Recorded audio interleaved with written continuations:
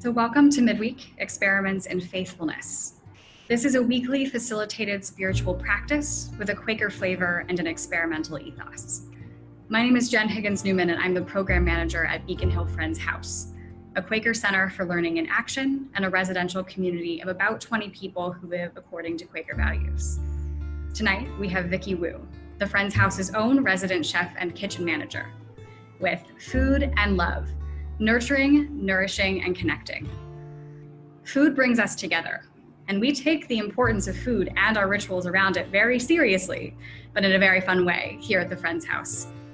In this spiritual practice, Vickie will lead us in a reflection on the ways that food can help us build community, nourishing our bodies as well as our spiritual lives. Vickie Wu is a trained and experienced banquet and catering chef who also happens to be the resident chef and kitchen manager here at Beacon Hill Friends House. Vickie grew up just outside of Anaheim, California, and moved to Worcester, Mass. For college, where she attempted to get a degree in biomedical engineering, but ended up with a degree in theater instead. In her spare time, she continues to enjoy being involved in local community theater. Occasionally, she also updates her blog and website at www.vickiewu.com. Again, welcome. We're happy that you've joined us. And Vickie, it's all yours. Hi, everyone. Thank you all for coming. As Jen said, I am the resident chef and kitchen manager here at Beacon Hill Friends House. I have been here since April 2017, and what I really appreciate is that this job and this location has actually helped me really kind of deepen the ways in which I engage with food too, and like that I didn't think that there were different directions I could go, having been a banquet chef for 10 years, but here we are and here I am. So yeah, let's dive in. I wanted to do this kind of spiritual practice or worship sharing or reflection or whatever you want to call it, because in my world, and maybe this is true for you all as well, but like in my world, everyone has a relationship with food, whether it's a good relationship or a bad relationship or a neutral relationship, that's like up to the individual, but like we all have a relationship with food. And I think that that's partly or maybe entirely because like the act of eating food, it actually does engage all five senses. So because all five of our senses are engaged, it can evoke like very powerful sense memories. And so what emotions can come up with these strong memories? I think that for a lot of like the happier like food memories, there are feelings around comfort, or feeling cared for or caring for someone, or maintaining or deepening a very strong emotional connection. And it's these ways that food not only nourishes and nurtures our bodies, but also our emotional selves. So I'll give an example, which is one of my favorites. And if you know anything about me, this is the least surprising thing I'm going to say. So if you've seen the Disney movie Ratatouille, there's a scene where a character has a very intense flashback to his childhood, just all from tasting one certain dish. And that's all I'm going to say because I don't want to spoil it for anyone who hasn't seen it. But it's like a really powerful emotional breakthrough for him in a big way, just from like this one bite of food that's like so masterfully concocted that it forces these sense memories like up to the front of his consciousness. And I think that also can happen in real life, and I think that's such a powerful thing, and it's kind of pervasive all throughout our culture in smaller and more subtle ways. Like, I mean, how often when you're like looking at a menu or looking at a review for a restaurant, someone says like, it's just like my mom used to make her, it's just like my nona's meatballs or whatever. So like those memories and that language like already exists and we already use it. And I think on the flip side, like how many people have like a strong memory of cooking for someone they care about, right? Like maybe it was, you know, making breakfast for mom for her birthday or for Mother's Day. Maybe it was like some completely hilarious disaster when you tried to make a new recipe to impress someone you had just started dating. Maybe it was caring for a loved one who was sick. And like, so the questions I have there are, do you feel like your connection was deeper or your relationship was stronger after that shared experience? Or if you hadn't ever thought about it in those terms, like, did that act of care or act of service make you feel a certain way?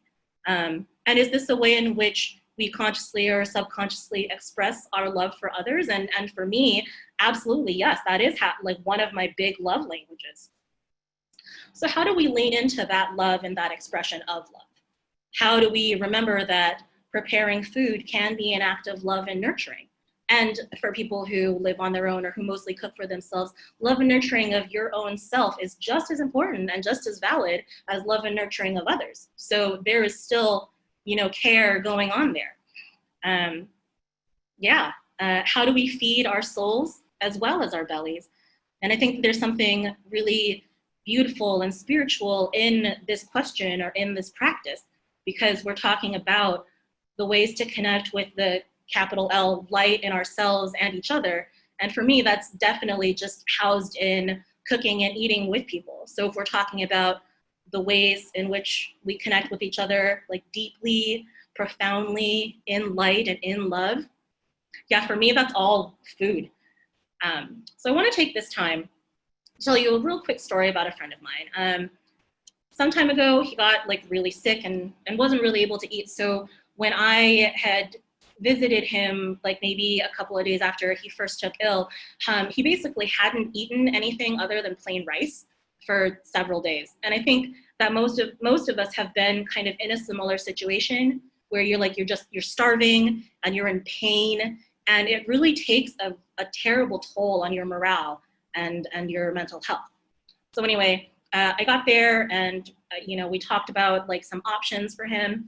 And so we worked together and we just poached some chicken, with no seasonings.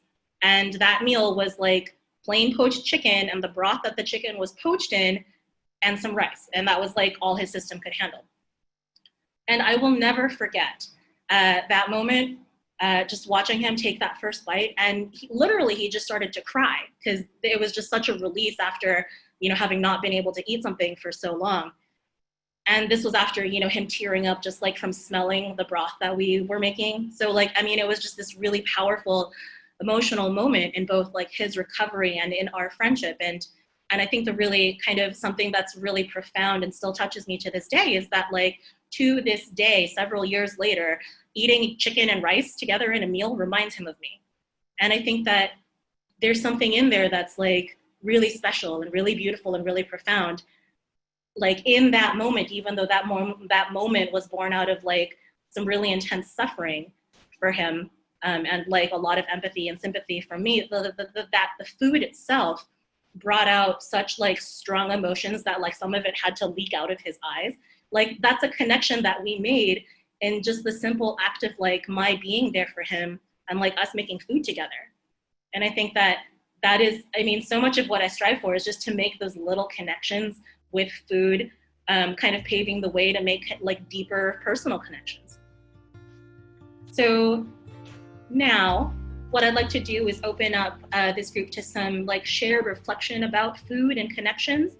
So as we settle into either silence or snacking, whichever works for you, I invite you to think about these questions, which I will also drop into the chat.